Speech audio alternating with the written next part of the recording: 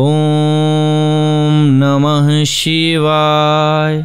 नमस्कार मित्रों, आज के इस वीडियो में जानेंगे सावन का महीना चल रहा है और सावन का महीना बहुत ही पावन होता है और बेलपत्र जो होता है ये हमारे भोलेनाथ को बहुत प्रिय होता है। लेकिन बेलपत्र से जुड़ा हुआ एक ऐसा उपाय है जिस उपाय को करने के बाद आपको अगर जीवन में किसी भी प्रकार की परेशानी है, यानी कि पैसे रुपए की दिक्कत है, तंगी है, या फिर घर में कोई बुजुर्ग, बच्चा या जवान ही बीमार रहता है और बीमारी की वजह से आपके घर में पैसे नहीं आते हैं, पैसे की दिक्कत होती है, रुपयों की दिक्कत होती है, साथ ही साथ आपको मुकदमेबाजी में परेशानी होती है या फिर किसी भी प्रकार की परेशानी है, रिश्तों में परेशानी आ रही है या फिर लड़ाइयाँ होती हैं, तो इन सभी को हल करने वाला उपाय है। क्योंकि हमारे भोलेनाथ जो हैं वो ऐसे देवता हैं जो अति शीघ्र प्रसन्न हो जाते हैं। जी हाँ, बहुत जल्दी प्रसन्न हो जाते हैं और वो भी बिल्व पत्र जो है सावन के महीने में उनके लिए बहुत प्रिय होता है। बेलपत्र के बारे में तो आप सभी जानते ही हैं, इसमें vitamin A, vitamin B1, vitamin B6 के साथ साथ विटामिन C पाया जाता है। इसमें फाइबर भी बहुत ही भरपूर मात्रा में होता है, तो इसीलिए ये कायाकल्प तक कर देता है। जी हाँ, बेलपत्र भोलेनाथ को इसीलिए पसंद भी बहुत है क्योंकि ये कायाकल्प तक कर जाता है। अगर आपके शरीर में किसी भी प्रकार के एसिडिटी की शिकायत है, कब्ज की शिकायत है, किसी का पेट साफ नहीं होता है, तो उन्हें बेलपत्र का सेवन करना चाहिए। एसिडिटी, गैस, कब्ज या अपच यानी कि खाना न पचने की समस्या को ये ठीक कर देता है। दरअसल बेलपत्र में बताया मैंने आपको कि फाइबर होता है, इसीलिए ये पेट को साफ करता है और एसिडिटी से राहत देता है, यानी कि गैस नहीं बनता है पेट में। आपको बवासीर की परेशानी है तो भी आपको इसका सेवन करना चाहिए, आपको राहत महसूस होगी। अब समझिए, बेलपत्र जो है इतना गुणकारी होता है, माना जाता है कि अमृत मंथन के समय कुछ अमृत की बूंदें जो हैं इसके जड़ में भी पड़ी थीं, यानी कि बेलपत्र का जो पौधा होता है उसमें इसे श्री फल भी कहा जाता है, यानी कि हरि भगवान, श्री हरि भगवान का फल है ये वो फल है जो आपको नया जीवन देता है, आपके उम्र को जवां कर देता है। जी हाँ, ये आपके इम्यूनिटी को बढ़ाता है। अभी आपने देखा कि इम्यूनिटी का कितना बड़ा रोल है। अगर आप बीमार नहीं होना चाहते हैं तो बेलपत्र में विटामिन C पाया जाता है जो कि इम्यूनिटी को स्ट्रॉन्ग बनाता है। इससे बीमारियों को दूर करने में मदद मिलती है। बीमारियों से हमारा शरीर जो है लड़ने के लिए सक्षम और मजबूत बन जाता है। लेकिन इसके लिए हर सुबह खाली पेट 2 से 3 बेलपत्र खाना आवश्यक होता है। हमारी इम्यूनिटी बढ़ती है और खांसी जुकाम जैसी जो समस्याएं होती हैं उससे राहत मिल जाती है।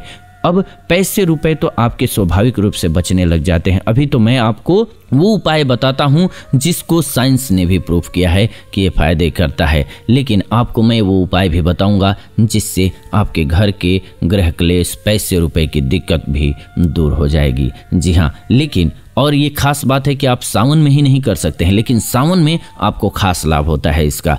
और इसके अलावा भी किसी भी सोमवार के दिन भी उपाय जो बताऊंगा वो कर सकते हैं। ये खास बात जान लीजिए कि इतना गुणकारी पौधा होता है कि इससे दिल की बीमारी तक दूर हो जाती है और दुनिया में सबसे ज़्यादा जाने किसी की जाती है किसी बीमारी से तो वो है हार्ट अटैक, और ये हार्ट को सुरक्षित करता है, इसीलिए बहुत खास फल है। एक बार प्रेम से कमेंट में लिख दीजिए ओम नमः शिवाय। जी हाँ, अगर आप भगवान भोलेनाथ को पसंद करते हैं तो इग्नोर मत कीजिएगा, प्रेम से कमेंट में लिख दीजिए ओम नमः शिवाय, हर हर महादेव और एक लाइक कर दीजिएगा। चलिए, बेलपत्र में एंटीऑक्सीडेंट गुण पाया जाता है, इसीलिए ये हमारे हार्ट के हेल्थ को सुरक्षित रखता है, दिल की बीमारियों के जोखिम को कम करता है। हर सुबह खाली पेट बेलपत्र खाना इसीलिए बहुत ज़रूरी है। ये हमारे ब्लड प्रेशर को कंट्रोल करता है। किसी को हाई बीपी की शिकायत रहती है, किसी को लो बीपी की शिकायत रहती है, तो उसको दूर करने के लिए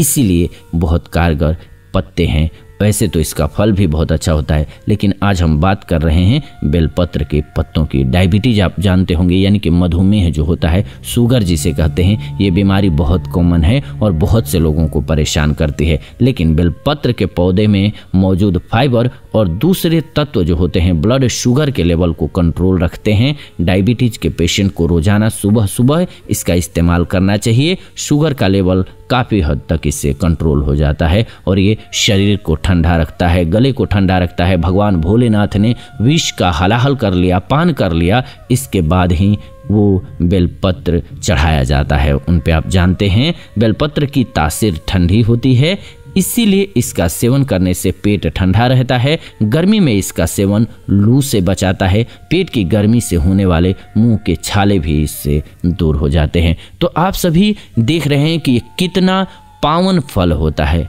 और भोलेनाथ इससे प्रसन्न होते हैं। जी हाँ, अगर भोलेनाथ पर बेलपत्र चढ़ाया जाता है तो इससे भोलेनाथ प्रसन्न होते हैं। तो सावन के सोमवार में खास करके आप जब भोलेनाथ को ये बेलपत्र चढ़ाएं तो वहाँ से चढ़ा हुआ प्रसाद के रूप में ले आएं, वो अमृत के समान हो जाता है।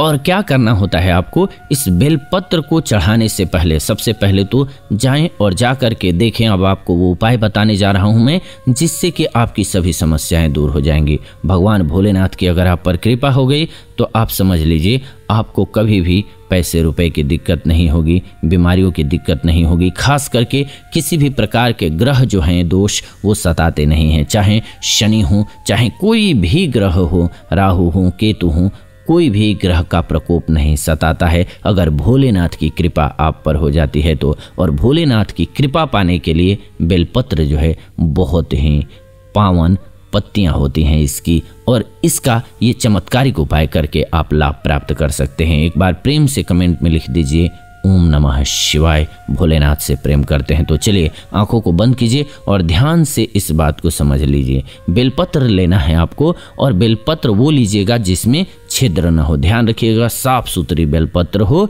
और उसको आपको धो लेना है। धोने के बाद क्या करना है, भगवान भोलेनाथ पर चढ़ाने से पहले आप इस मंत्र को 11 बार बोल दीजिएगा। नहीं बोलने आता तो मैं आपके लिए बोल दे रहा हूँ, नहीं तो इस चैनल पे बोला भी है मैंने। आप इस मंत्र को श्रवण कर लीजिएगा और भगवान भोलेनाथ की प्रतिमा पर अपना ध्यान लगा दीजिएगा। आंखों को बंद करके भोलेनाथ को याद कीजिएगा और इस पत्ते को धोने के बाद आप साथ में रखिएगा और नहाने धोने और क्लीन साफ वस्त्र पहनने के बाद ही इस प्रयोग को कीजिएगा। ध्यान रखिएगा भोलेनाथ के मंदिर में जा सकें तो और अच्छी बात होगी, उन पर रख करके और बोलना है आपको नॉर्मली ओम नमः शिवाय। अगर आपको आता है महामृत्युंजय मंत्र तो ये अति उत्तम होगा, इसीलिए मैंने बताया कि आपको बोलना है ओम त्र्यंबकम यजामहे सुगंधिम पुष्टिवर्धनम उर्वारुकमिव बंधनान मृत्युर्मोक्षी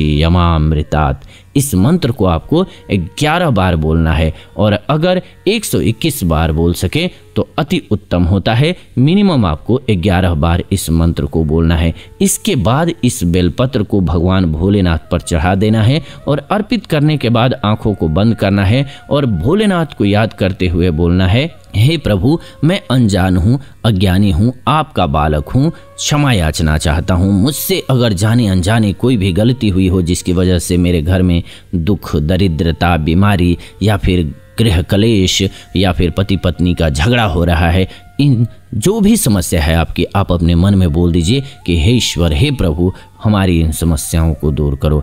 और इसी बेलपत्र को आपको लेकर के वापस घर आ जाना है और प्रसाद के रूप में सभी को ग्रहण करना है। यानी कि ये भोलेनाथ का प्रसाद आपको आपके फैमिली को देना है। इससे सभी का कल्याण होता है। जो जो भी इस प्रसाद को ग्रहण करते हैं, ताजी पत्तियों को ग्रहण करते हैं, उनको लाभ प्राप्त होता है, उनके जीवन में खुशियाँ आती हैं, पैसे रुपए की दिक्कत, किसी भी प्रकार के ग्रह की बाधा, ये सब दूर होने लग जाएगा धीरे धीरे। श्रावण के महीने में अति शुभ होता है, नहीं तो आप सोमवार के दिन ये उपाय कर सकते हैं, अति शुभ संभव होता है। बोलिए प्रेम से भोलेनाथ की जय। ऐसी ही नई वीडियो इस चैनल के माध्यम से मैं लेकर के आता रहता हूं। तो ऐसी नई वीडियोज के लिए चैनल को सब्सक्राइब कर लीजिए, बेल नोटिफिकेशन को ऑन कर लीजिए ताकि नई वीडियो आपको सबसे पहले मिले। आप देख रहे हैं जीवन जीने की कला स्पिरिचुअल चैनल। फिलहाल इस वीडियो से विदा लेता हूं। जुड़ूंगा नई वीडियो में नई जानकारी के साथ। इस वीडियो को अंत तक देखा आपने, इसलिए दिल से धन्यवाद।